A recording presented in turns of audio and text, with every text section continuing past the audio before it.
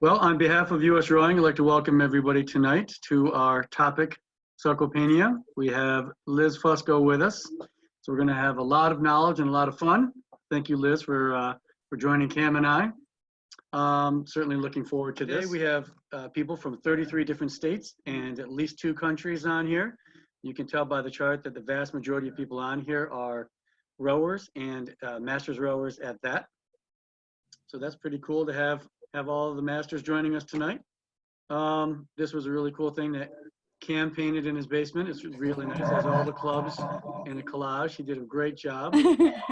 Looks like finger paint, but I wouldn't be surprised. And today we have Liz Fusco, the national team dietitian. Perfect. All right, so today we are going to talk about something called sarcopenia. And I actually gave this presentation at USRowing convention. I have updated it to make it a little bit more relevant to our current scenario. I'm sure a lot of us are at home. I could see the states that are participating. A lot of them have stay-at-home orders. So I wanted it to be kind of a little bit more relevant to that as well. So on the next slide, I'll talk about the overview. So we're going to review sarcopenia. We're going to talk about the influence of both exercise as well as nutrition on that, and then talk about some basic habits to improve health and longevity. We will also discuss some of the things that we can do at home now in order to practice some of these things. So I'm sure some of you are asking at this point, what is sarcopenia, if you haven't looked it up yet. It is defined as the age-related loss of skeletal muscle mass as well as function. So it's not just the size of muscle that's changing, but also the functionality of it. This actually begins around the age of 30, and absent of intervention occurs at a rate of roughly 1% per year. So after the age of 30, physiologically speaking, if you don't do any additional things, you will lose muscle mass at a rate of about 1% per year. And this can be accentuated in periods of disuse. Let's say you have an inactive job, or you are suddenly sitting in your house all day instead of walking around. Malnutrition, as in undernutrition, that can be unintentional, cost-related, or intentional. And then cachexia and wasting is really, that's a disease state, like cancer or any type of musculoskeletal disorders. So all of those things are going to exacerbate sarcopenia. And similar to osteopenia, sarcopenia can be seen in younger people, such as those who have inflammatory diseases like arthritis or lupus. So muscle is roughly 60% of what's stored in the body, in the human body. It's a large amount of what our metabolism is required for. Muscle mass loss is directly related to functional impairments. So when we're talking about older populations, that means losses in strength, even increased risk of falls, reduced ability to be autonomous as you get older, just struggling to do basic tasks. Sarcopenia still has no, and this is kind of the kicker with it, is that it doesn't have any broadly accepted clinical definition. So we know that it happens. It's not just a theory. It is a reality, but there isn't a great way to diagnose it or to put someone in within phases of change. And part of that really is because we don't have great ways to measure lean mass or body composition for that matter, but that's a whole nother presentation. We don't have great ways to measure lean mass, and we don't really use lean mass to be prescriptive in a lot of cases because of the fact that it's difficult to measure. And since we can't measure it, it's really hard to define the loss of it. So there really is, there's no consensus on any diagnosis, and there's also not really any standardized treatment guidelines. I think that's really important to accentuate that. Okay, so now we're going to look a little bit at the actual fibers of muscle tissue. So obviously you can see in the top figure versus the bottom figure has atrophied, muscle has shrunk, but the connections also become slightly more brittle. And part of that is because of the connective tissue that forms in the muscle tissue. And a lot of this is actually is fat as well. That gets distributed through the muscle tissue and it atrophies, and those myofibrillar proteins start to get smaller and shrink.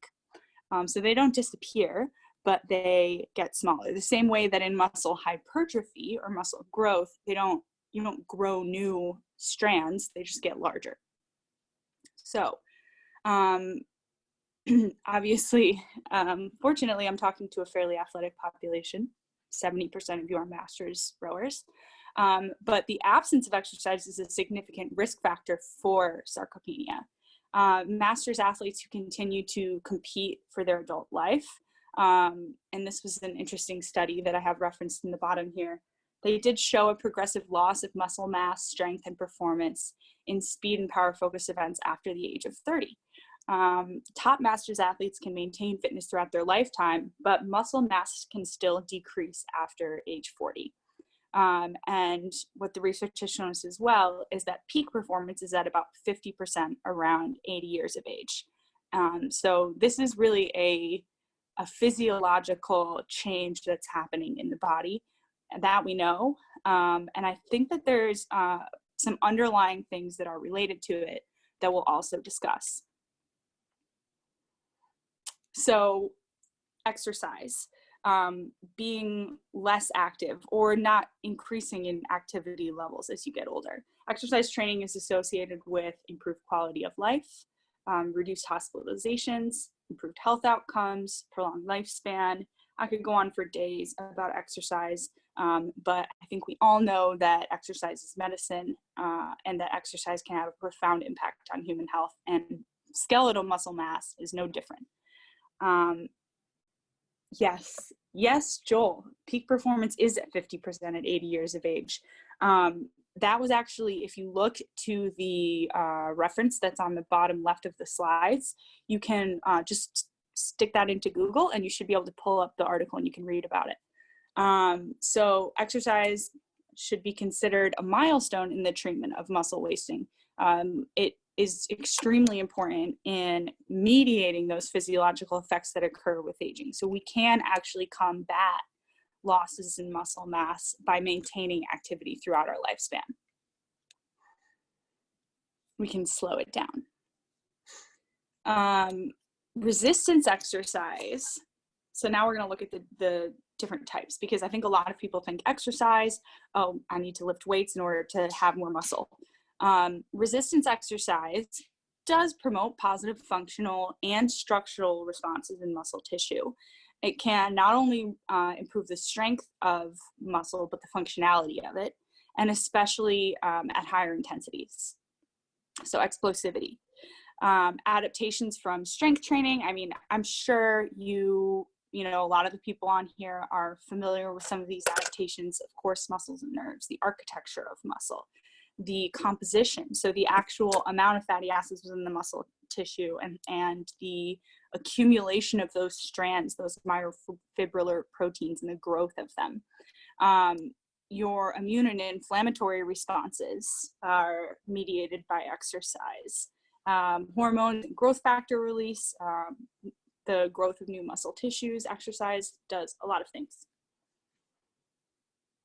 Aerobic, so those are the resistance exercise benefits. Aerobic exercise training can improve mitochondria, which is actually for those of you who don't know, the powerhouses of our cells. So they're kind of our oxidative energy metabolism, our oxygen requiring things. And mitochondria are kind of heroes in sports scientist eyes.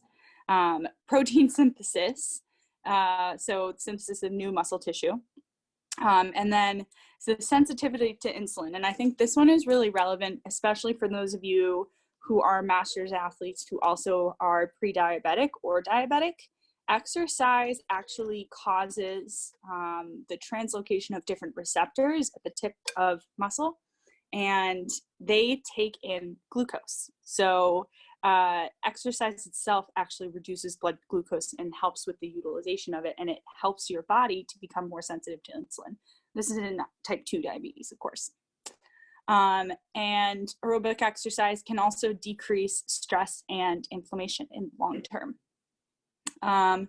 It's not well understood in older adults, specifically how anaerobic exercise training influences them, which is all out maximum efforts, typically for short periods of time for that matter.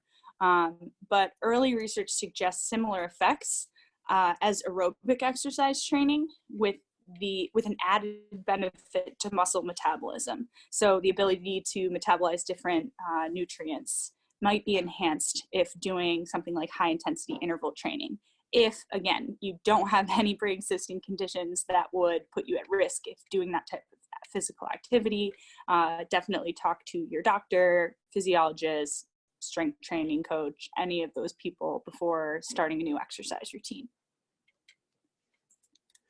And so here we are in the present day. How are we supposed to follow exercise recommendations?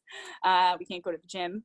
We need to be aware and cautious when we are outside. I think going for runs, as long as you're spacing yourself out from others, is totally fine.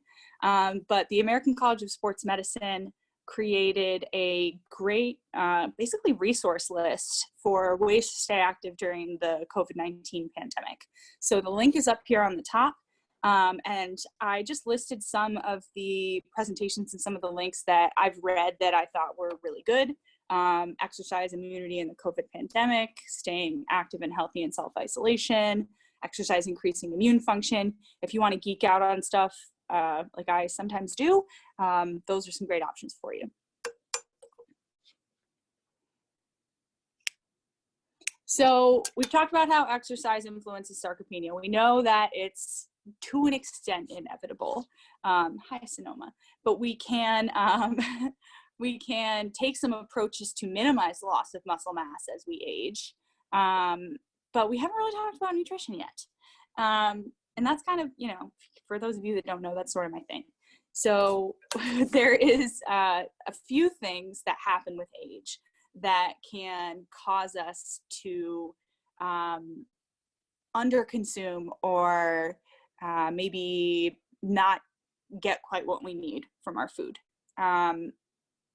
There's some research to show that there's actually a significant decline in food and energy intake as age increases. And that is an average decrease of about 25% between the ages of 40 and 70.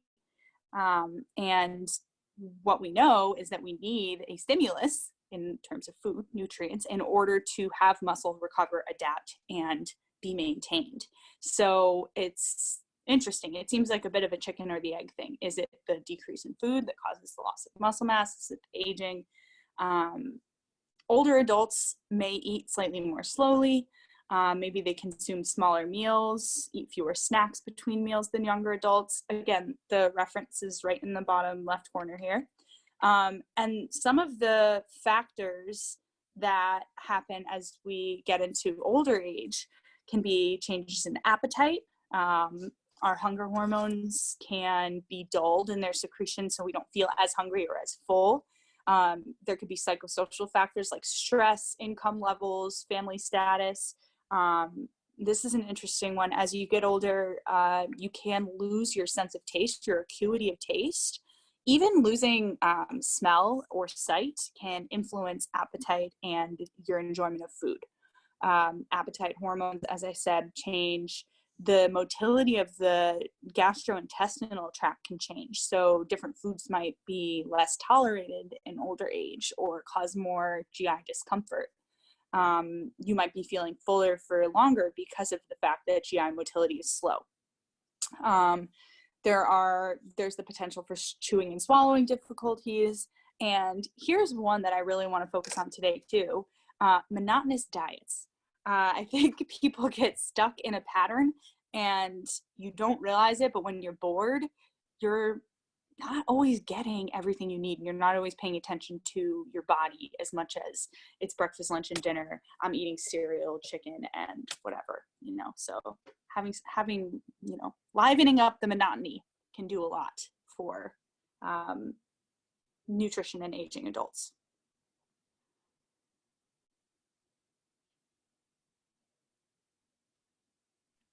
Liz, there's a question. Just if you can go into just a little bit more of that discussion. 50% of what, when you're talking about at age 80, what are some of the more specific declines, and what does that mean as people approach that age? Yeah, so I think in that study specifically, it was looking at peak power, which is a proxy of muscle. What, you guys all know this better than me. Maximum. What does peak power use as a proxy? Yeah, I mean it's an anaerobic measure, and of course that's 20% of the 2,000 meter race. But again, that's based on the high performance metrics. We're a lot of that data that most of the audience that I think are accessing and trying to extrapolate is for highly trained athletes at an age of, let's say, under 35, and the majority of the folks that we're talking about here are not in that age category. They're training as hard as they can. They probably exhibit many of the high performance traits. They're just at a different stage and phase of life. So I think there's some curiosity of 50%. Like, what does that actually mean? Particularly for those that are trying to address that, train to it, train around it. Obviously there's the injury prevention component to that as well. Yeah, well, and I think when I gave this talk at convention, I had an interesting discussion with the, was it Lindsay, Lindsay who came from USA Weightlifting? Anna, yeah.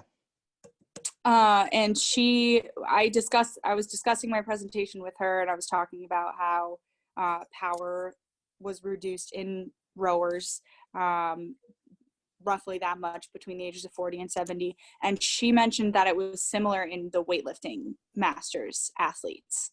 So I would have to revisit the research, go back and read that paper again. But I believe that there is an extent of this that is strictly physiological. And if you look at finish times, even just for 2Ks from an indoor championships, you can see within the age categories that, generally speaking, the times are going to be getting slower over time. And what we're saying is that is related to an age-related loss of muscle mass. But that's not to say that there aren't a number of steps that we can take to slow that and to potentially stop it in its tracks, if that's a goal, and it's a balance. It's a balance of identifying what things you can do training wise, what things you can do nutritionally to optimize the amount of lean mass that you have as you age. And it's probably one of the biggest criticisms of the research, that it's so general and it's not specific either to the highly trained athletes in particular sports, and then specifically to rowing, and then specifically to the United States. And then you look at the obvious geographical differences between, training on land, training on the water, and all the various differences. So yeah, point taken. There's a lot there to consider, but that's helpful. There's so much. And I think some of the things I've already mentioned, first of all, exercise training. As we get older, we have jobs, we have kids, we're busy. It's hard to make time to do that all the time. If we don't have something that's super structured, like, a spring rowing season, are we going to stay as motivated to be active and to be doing resistance training and things like that? And I love, I think her name's Catherine. She just said, we want that info, because I said there's all these steps you can take. So let's keep rolling with this. I love it. So this slide, really quickly, this one is just looking at how energy intake decreases with age. So this is kind of one of the pieces to the puzzle. Decreasing calorie intake, if it's not meeting calorie expenditure, and you have a net energy deficit or calorie deficit, you can lose muscle mass. And especially if that calorie deficit is big, you will lose muscle mass probably first and foremost before losing anything else, and water. Okay, so protein. This macronutrient is super important when we're talking about sarcopenia. Protein provides amino acids, so all protein foods break down and help us to synthesize new muscle proteins. They provide us with an anabolic stimulus. So this one is particularly relevant for the mass population. Consuming protein systematically throughout the day and really focusing on the times before and after resistance training and other types of exercise can help reverse the blunting of anabolic stimuli that happen in older adults. So you just don't have the same anabolic responses as you get older as well. And this is when I'm talking maybe 50, 60, 70. But timing your protein intake can help that. And as I said a little bit earlier, there is a pretty fierce debate about whether lower protein intakes are causally related to this loss of muscle mass. So again, is it the chicken or the egg here? Is decreased protein intake, decreased energy intake manifesting as sarcopenia? And there are some inconsistencies. Scroll back for 1 second. So I remember going through this quite a bit at convention as well. There's some studies in older adults that have shown that they're, sorry, let me just think about this for 1 second, the best way to describe it. Okay, so the first bullet that I have here is talking about in older men, when they consumed a dose of protein that I generally say to most athletes, like, this is how much protein you need after exercise, they had 16% less synthesis of new muscle tissue versus younger people. So they saw a pattern there. And then they also fed, in older adults, they fed them branched chain amino acids, which are proteins that are found in all sorts of foods, animal foods primarily.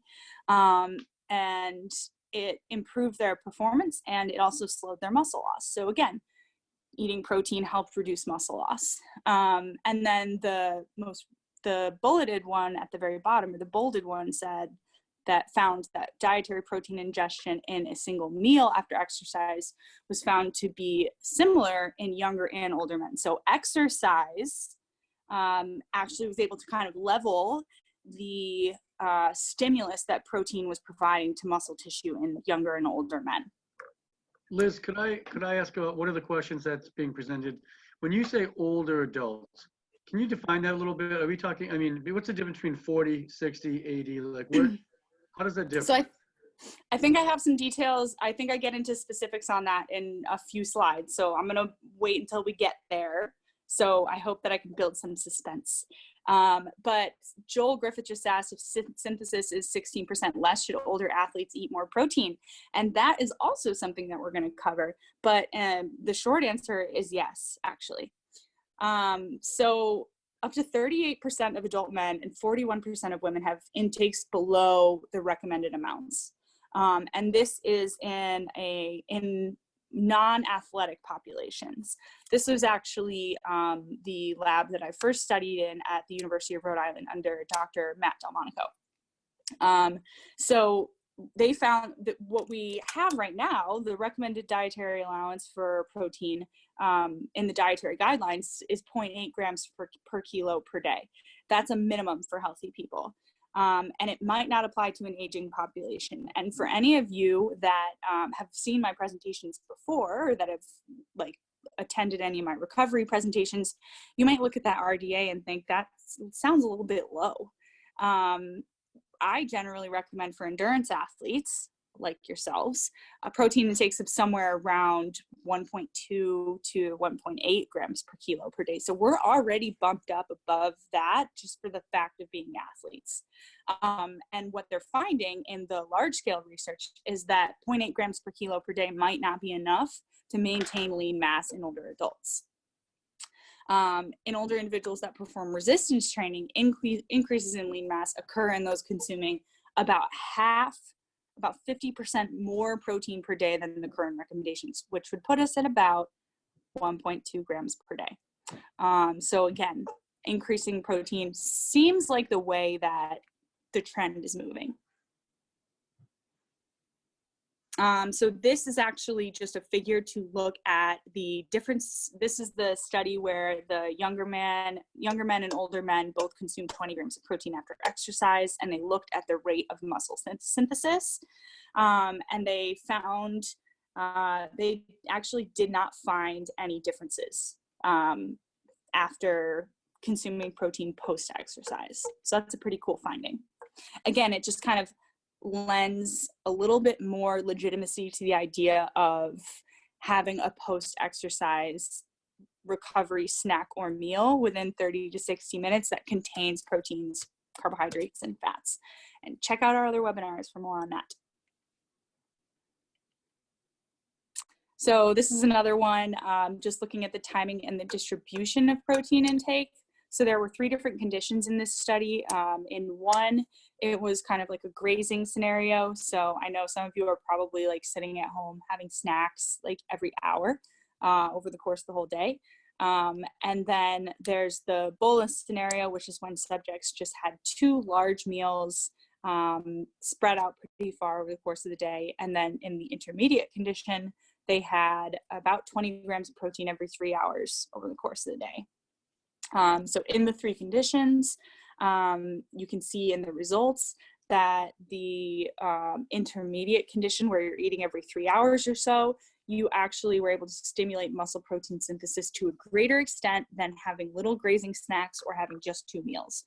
So this is something for masters to really think about, is remembering and prioritizing a balanced and complete meal and snack schedule over the course of the day.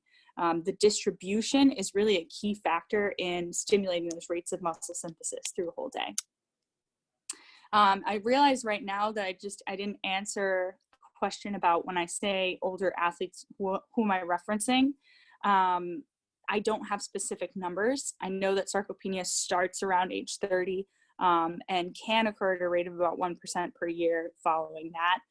When I think about the more clinical manifestations of it, I'm definitely thinking about people that are in their 60s, 70s, 80s, and are decreasing in activity and functionality.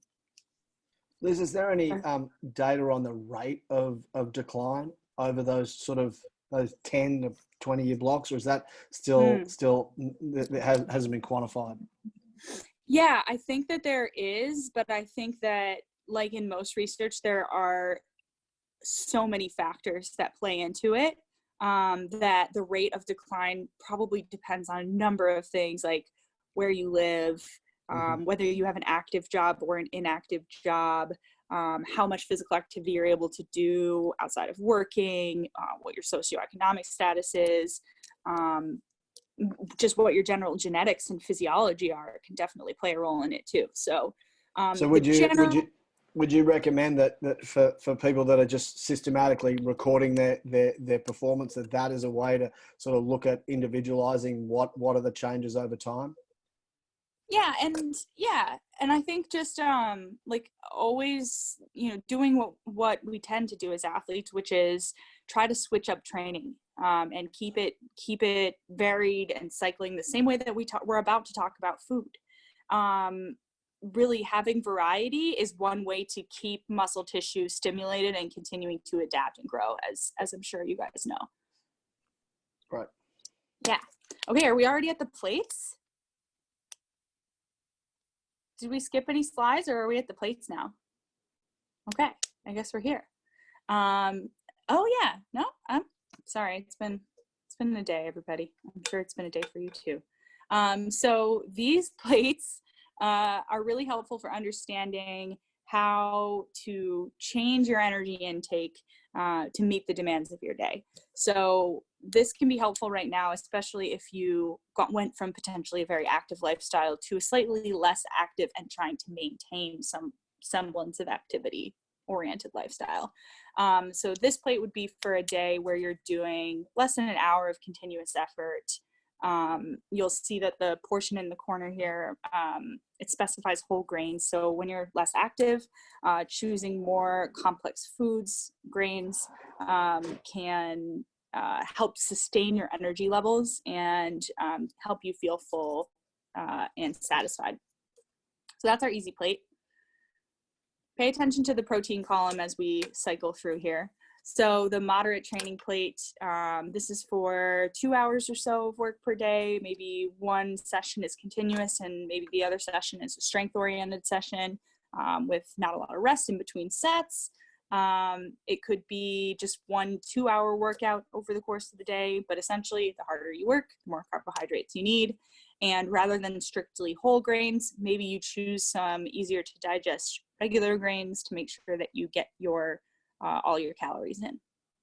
The third plate is for hard training. So those are for days that have more than 3 hours of exercise and at least 2 of them are higher in intensity. One of the things that you might have noticed at this point is that the protein actually doesn't change. Protein is based off of body weight and ideally it's based off of muscle mass. So the harder you work, the more carbohydrates you need.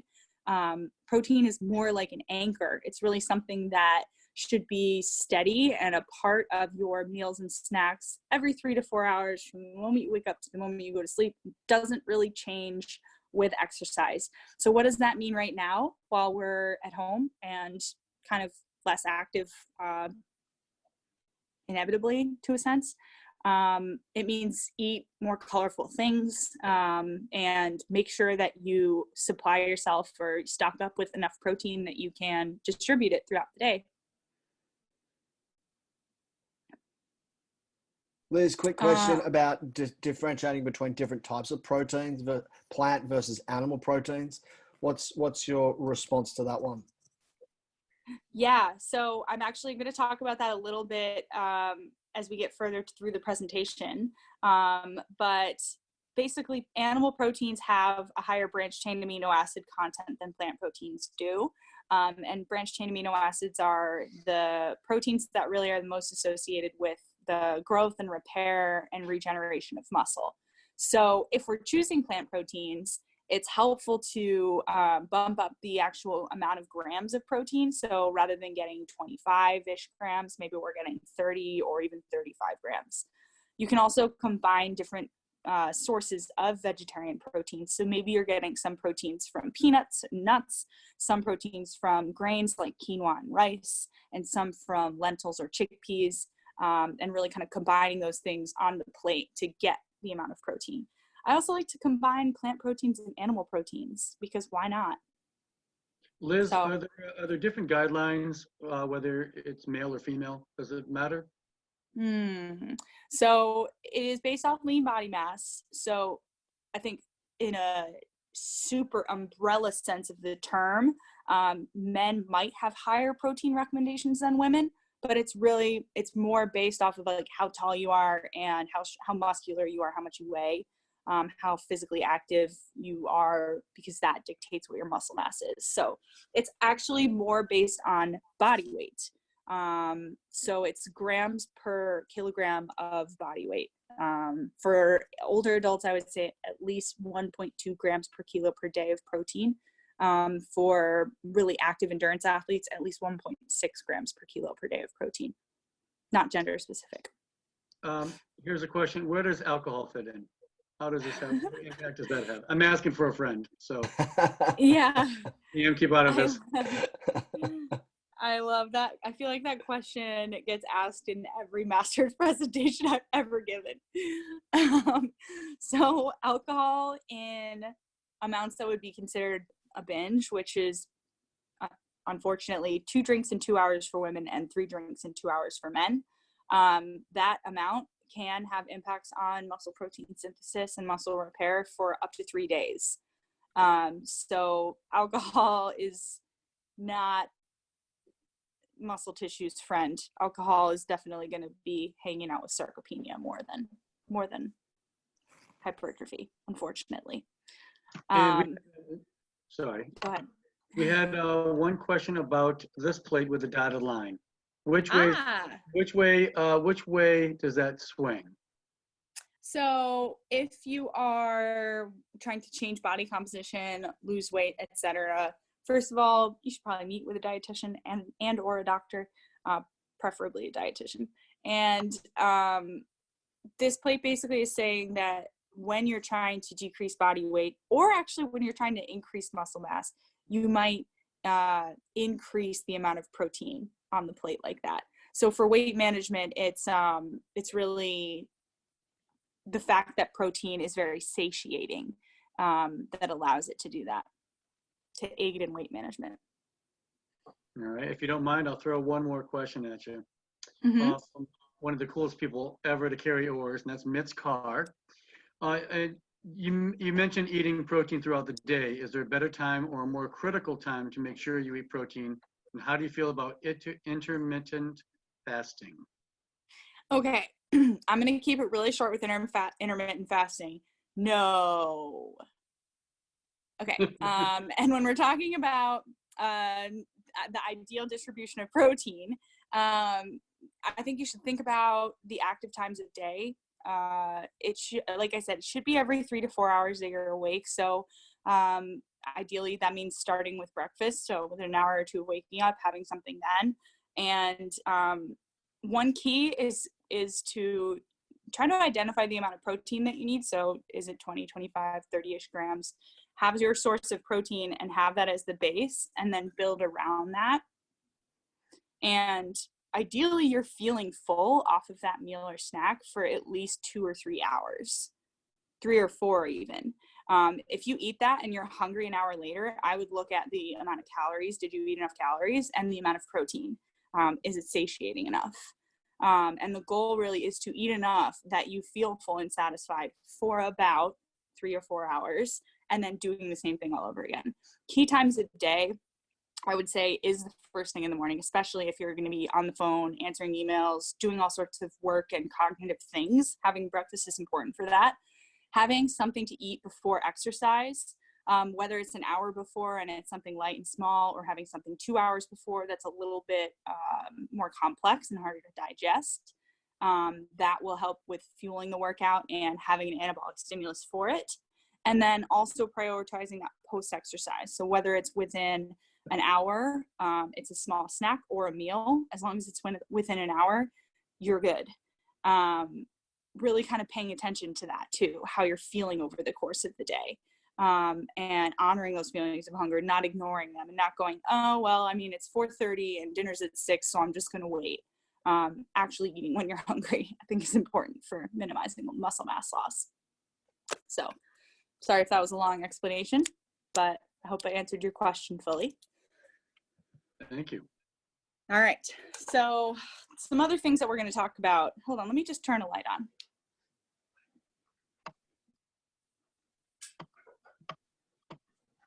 That's a little better. Okay, so vitamin D. Muscle mass loss and low vitamin D often occur together, and they are interrelated. So low vitamin D status you can be at risk for that just from living in a northern latitude, not spending a lot of time outdoors, not spending a lot of time in direct sunlight. And it can be related to weakness, falls, frailty.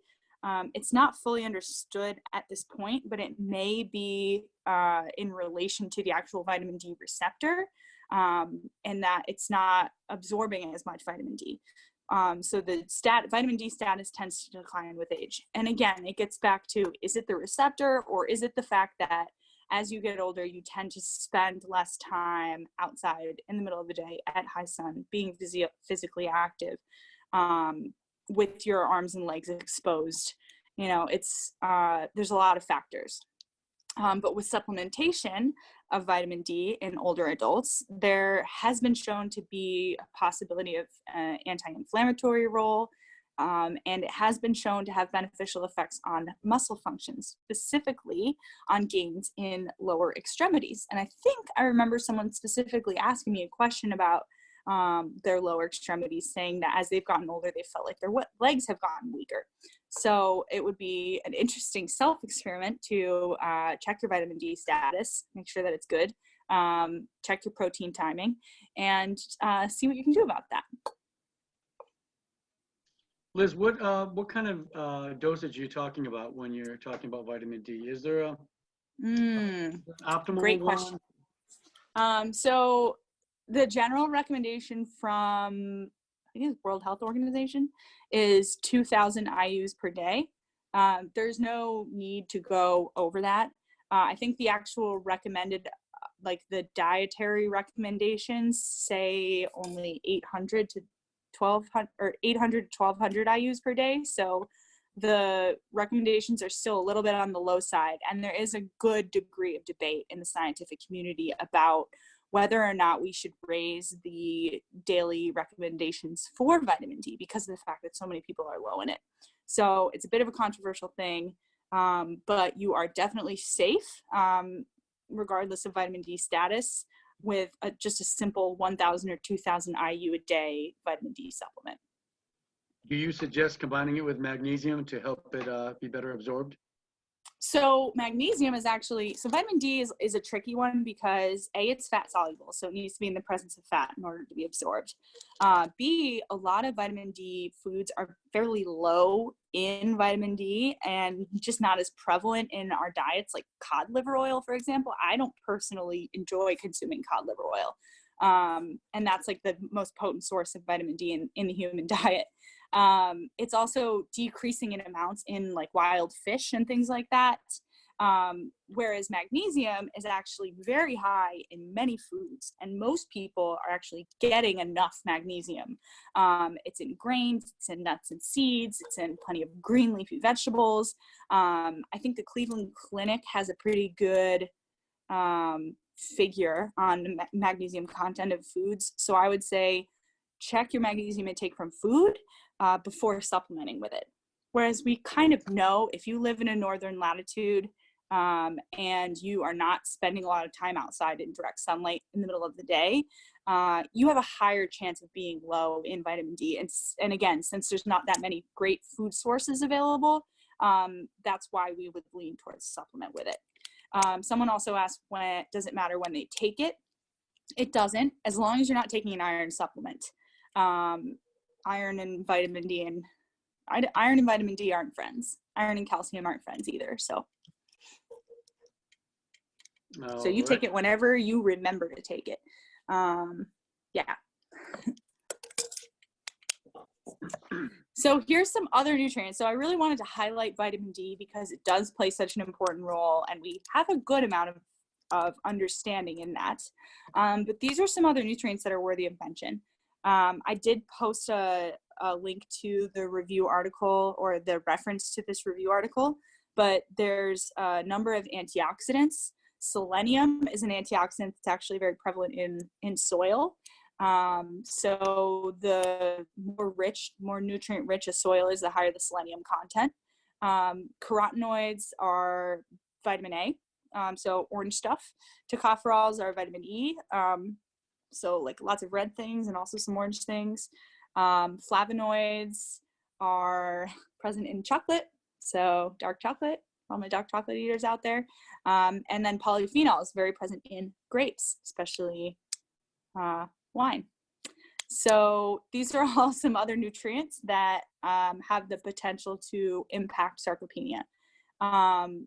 There's also omega-3. Omega-3 is something that, kind of like vitamin D, just isn't as prevalent in the diet now as it potentially was in the past. And the standard American diet generally doesn't provide the right ratio of fats. So a lot of people aren't getting enough omega-3 either. Those would be my big two things, actually.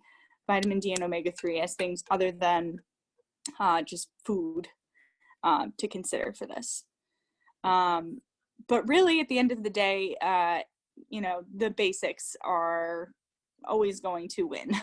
So dairy foods, tolerable. Time and time again, research has shown that whey protein and that milk proteins increase muscle protein synthesis and myofibrillar protein synthesis. Maybe in older adults, it could be related to the fact that it's so drinkable, easy to consume. Nitrate-rich foods are another thing that have been shown to be impactful. That's basically, it's not just beets, which I think a lot of people think nitrates are for performance and it's beet juice, but beets, arugula, watercress, spinach, basically any type of like healthy leafy green vegetable is going to provide you with nitrates, which can also improve sarcopenia. And then I think we've talked about this a lot, but I want to really bring home the idea that dietary patterns are really important in this whole schematic, and how often you eat and the portioning of protein throughout the day has a direct impact on this. Liz, one question I want to backtrack on real quickly, if you don't mind, is we have some people curious about workouts on a fasted diet. Workouts on a fasted diet. You mean like intermittent fasting? Correct. Yeah. Okay. I would say it's not like perfectly relevant to what we're presenting right now. I would say that I strongly disagree with fasting from a scientific point of view. But if you're going to do workouts in an underfed state, it should be ideally like very shortly after you wake up and less than 45 minutes long and aerobic in nature. Typically it's not done in sub-elite athletes, and that those types of practices aren't really done until you've already done all the building blocks to get to your absolute peak of performance. So I think if your goal is to improve your performance, intermittent fasting not really going to help too much in endurance athletics. But that's yeah. So when we talk about dietary patterns, intermittent fasting doesn't fit with eating frequency really. I could go on about that too, but I won't. So the influence of eating frequently is critical. Energy intake, eating enough. Again, if you're feeling hungry and you're ignoring feelings of hunger, then you are putting yourself into a calorie deficit, an energy deficit, and a state of catabolism. And when you're catabolic, you can't maintain or gain muscle mass. You have trouble even with adaptations and things like that. So high fruit and vegetable consumption is another thing that was is a positive influence, as I've said. Having lean proteins, having dairy foods, fatty fish, nuts and seeds, oils, whole grains. It's really a lot more simple than you might think.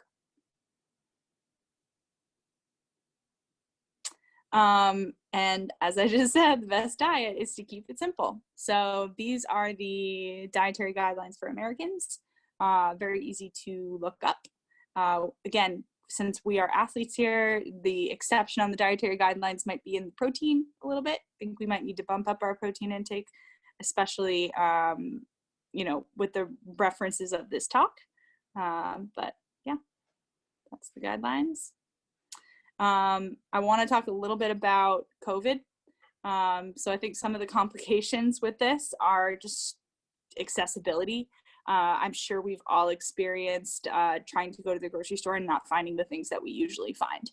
And that goes for proteins too. I think that, what procedures we take when we're grocery shopping, how we go about going into a public space, and then precautions that we might want to take when receiving food.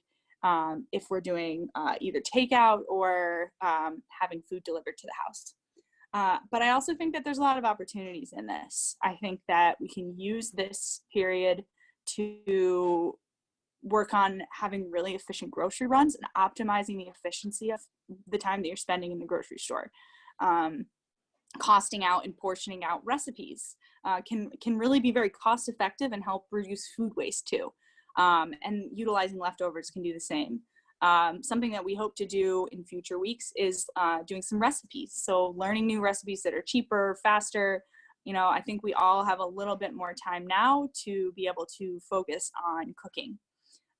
So I wanted to also post the CDC recommendations here at the bottom for how to get your household ready for COVID. And there's a few other great links in here that I'll share too. So moving forward. Team USA Nutrition we've been posting a lot of infographics on this. So the first one is takeout tips for takeout, ordering hot foods and keeping them hot, handling the food with gloves, wiping down the outside of the food container with an alcohol-based wipe, transferring the food from your takeout container into a personal bowl as soon as possible. We're recommending to avoid eating directly out of any takeout containers, and then storing leftovers in the fridge or freezer, not on the counter. I mean, food safety tips are going to be helpful all of the time. So really the key tip here is to just wipe down anything that's coming into the house. And then we have another kind of tip over here on the right side, ways to reduce the risk of illness. I'll let you read that in your free time. I'm sure you've heard it a million times by now, most of those things. But I want to talk really about grocery shopping. So, a little sneak peek of the next slide. Go back one. There we go. So, making a plan. That includes both meals and snacks.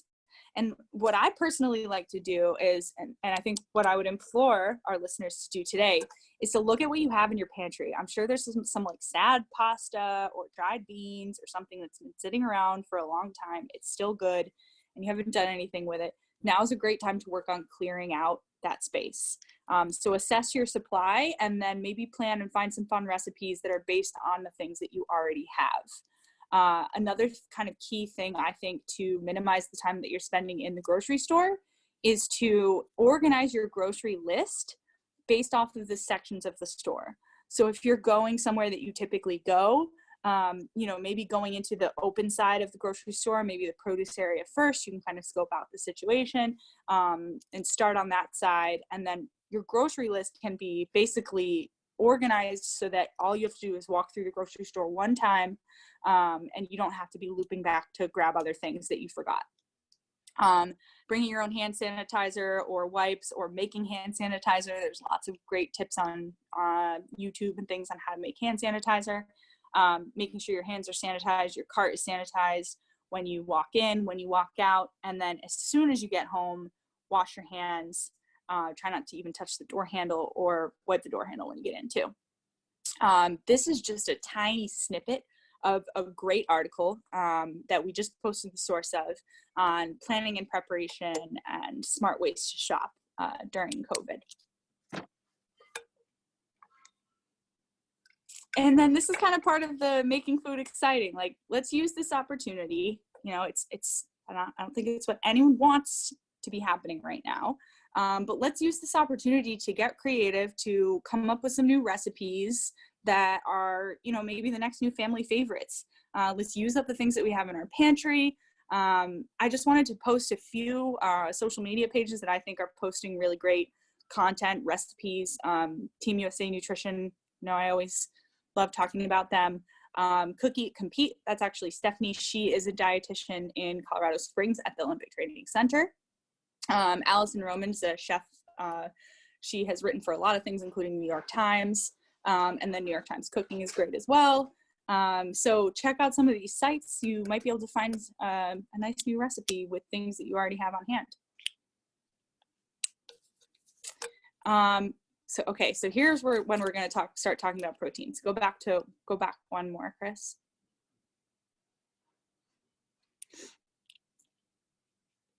Okay, so someone had asked me a question about how much protein and plant versus animal based. So I want to give you an example. And the reason why I'm bringing this up during this presentation is that I think some of the things that cause losses of muscle mass can be remedied in really practical ways. And I think having the added consideration of sarcopenia in an age of isolation, I wanted to talk about how we can extend the life of proteins. So one of the things that I did, for example, yesterday was I used ground turkey and I added mashed black beans to it, and some onions and garlic and ginger, and made burgers that were basically 50-50 turkey black beans. And that meant that I had basically twice as much of a high protein burger to extend over more meals and snacks for more people. So getting creative with proteins can also mean combining plant sources and animal sources of protein so that you have more meals and snacks that include an animal protein or that have a higher protein content. So those are just a couple of examples of things that have protein. I also think that when we're shopping at this time, like part of the enjoyment of food and like food that is actually being good is that it's being held properly and that it tastes fresh. So this is just a quick how to store things properly in the fridge. This is another great opportunity to focus on reducing food waste and really optimizing the space that we have when we can shop less often. Sorry, guys. And then this is just another quick table of things that basically release ethylene gas, which is a ripening gas, and then the things that are sensitive to it. So when you're storing things, and this is actually one infographic broken into pieces. So when you're storing things like in the previous slide, you can store the gas releasers together and the gas sensitive things together as well.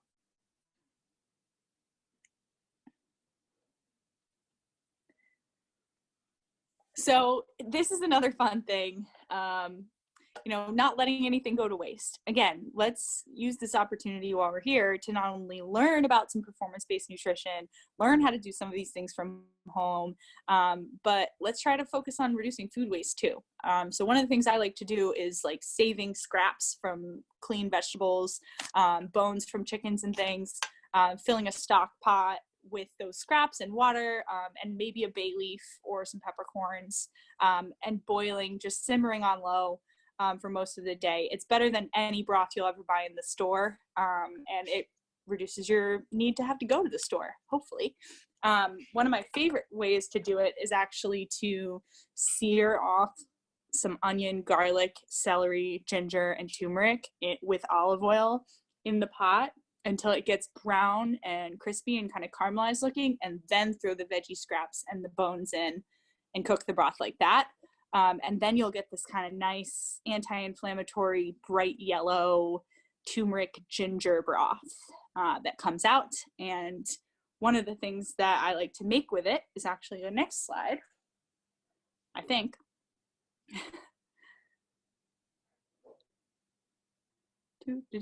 So this one is called the stew. So you can Google it actually. But this is an example of combining vegetable proteins and animal proteins. So I made a chickpea stew, and I added a really big dollop of non-fat Greek yogurt and some seared tofu over the top. And the yogurt added about 10 grams of high branched chain amino acid protein to my delicious turmeric ginger stew. So if you want to try that recipe, all you have to do is go to Google and search this stew. It's a viral recipe, so it should pop up pretty quickly. And I want to go through and just make sure I address all the questions, or a good amount of these questions. Yeah. If you want me to read some off to you right now.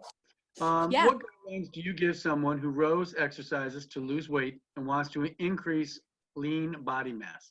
Less carbohydrates, question mark. So someone who wants to increase muscle mass and lose body weight? Correct. Simultaneously? So I think this is definitely going to have to be a separate topic. But the goal really is to actually consume enough calories to support your training while you're doing the training itself. So we talk about it in the sports nutrition world as quote unquote eating in real time.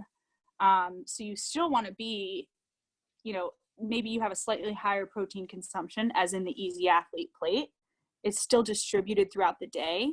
And you're still bumping up that plate around key training sessions. What you can do is once you've fully recovered from the last training session of the day, shift your athlete plate down to more of an Easy Athlete plate around dinner, and then have something that's a high protein, low calorie bedtime snack. That's my elevator speech for it. Again, it takes a lot more time and consideration than something I can explain in 30 seconds, but we'll get to it. All right, well, I'll give you a couple more because we're already at 8 o'clock, I think, and this Yeah. is we're after 8. What can be eaten before 6 a.m. practice? Oh, that's a great question. Some of my favorites are like blended things like smoothies. One of the things that you can do is like fill your smoothie jar or fill a cup, put it in the freezer, and then when you wake up in the morning, you just have to dump it in the blender, put some water in, and go. Things that are liquid are a little bit easier to digest, and they tend to move out of the stomach a little bit faster. So if you don't have a lot of time to digest before practice starts, I think choosing something liquid form is helpful there. At the very least, you should have carbohydrates. So whether that's a piece of fruit like a banana or an apple, or whether that's a fancy juice or something, start there. Your gut is an athletic organ. You can train it. It's adaptable. So you can build your way up to being able to tolerate a little bit more food before practice in a period of just a few weeks. But keeping it simple, that's the way to go. All right, 2 more and we'll call it a night. And for those of you out there, we'll collect, so many of you have stayed long. What we'll do is we'll collect some questions. If you have them, you can send them to me, chris.chase@usrowing.org. Liz's email is on the presentation. We're going to get that out to you all as well. I'll email it to everybody. So you don't have to worry about that. So 2 quick questions, Liz. Yeah. How much time should you allow between last snack/dinner and bedtime? Oh, this is a great one. This is another common question. There is no legitimate evidence to say that you have to stop eating after a certain time of day. I think it's purely situational. So let's say you get home and you eat dinner at 6 p.m. and you don't go to bed until 10. You should get hungry again around 9 or 9:30. Like that is a very normal and maybe even positive effect, because that means that you didn't overeat at dinner so much that you're still full 4 hours later, 5 hours later. What we choose before we go to bed can be important though, because it should have protein in it. Protein should be the anchor of our meals and snacks. So I think the bedtime snacking got a bad rap because what we typically go for at night is like ice cream and treats and things like that. But one of the things that I tell athletes all the time is if you want to have a little something sweet at the end of the day, how can you make it recovery oriented? If you have a cookie, add a glass of milk, add a pint of low fat milk. Basically, it's still possible to kind of pair things up and make them performance and recovery oriented. And the key there is to really obey hunger. Like if you eat a big dinner and you don't feel hungry before you go to bed, you don't need a snack. But if it's been hours and you feel hunger, you shouldn't go to bed like that. All right, we'll call this the last one, Liz. And Okay. this is about gaining strength. So the question is, if you lift 3 times per week and you do so by alternating high weight, low rep and low weight, high rep, is there any study that says masters rowers can increase and maintain strength at any age? I don't believe that there is a study that shows that masters rowers can increase and maintain strength at any age. I will say that if I find one, you guys will be the first people I tell. But I think the key with maintaining and continuing to gain muscle mass is doing, I don't claim to be an expert in strength training because I'm not. I did study exercise physiology, but I don't know the specifics of a strength training program. But I would say the variation of it, varying the cycles of the program, so that you are, again, kind of constantly having different stimuli on the muscle tissue. That's really important for hypertrophy of muscle. And then keeping protein intake on the higher side of normal and consistent throughout the day are the 2 things that we know are independent of age, have a positive impact on the accretion of muscle mass. It will make a positive impact, but it may not reverse what is physiologically inevitable. Well, Liz, thank you very much for everything tonight. You've been awesome, and I'm sure that everybody's has left better than they were when they joined us.